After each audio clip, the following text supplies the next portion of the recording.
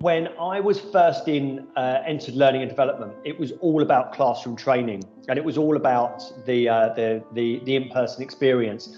And LMSs, or learning management systems, and e-learning were just emerging, and they were almost mythological because you'd heard about them, but the ones that you saw were dreadful.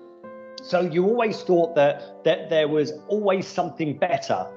It's almost like the crock of gold at the end of the rainbow. It's mythological. No one's ever seen it. So there was this promise that technology was going to revolutionise, but it was very face to face, and the training needs analysis, which it's a resource allocation exercise rather than any real kind of performance needs analysis. Determined where attention and budgets were focused. It was long and drawn out. It wasn't focused on performance. It was focused on delivery, and it was focused on reaction level, people's immediate reaction to the experience that they had. And I don't think learning and development could really dream about truly affecting the KPIs of the people that they were influencing. There was so much left to the individual. And I think that since then, learning and development has almost broken off into two strands.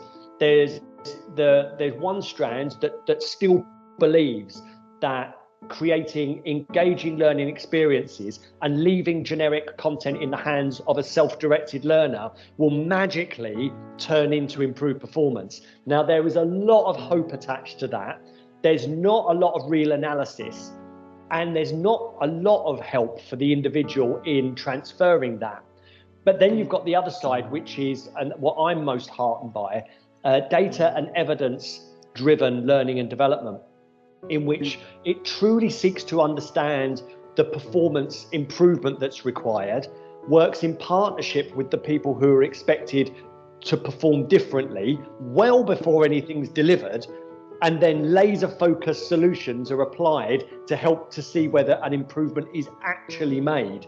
Now, the second one sounds harder, but it's far easier. But learning and development think that the former is easier and the other one's impossible because it requires a different type of skill set. So I'm really heartened about the direction that learning and development is taking, being data and evidence based. But I do also think that learning and development prefer things the way they are. There's less accountability, there's less analysis, there's far more hope. And I think that there is an expectation that learning and development is delivered that way. But I think that in a time when skills gaps are increasing and there is more of an emphasis on learning and development to prove their value, the only way forward is data and evidence based.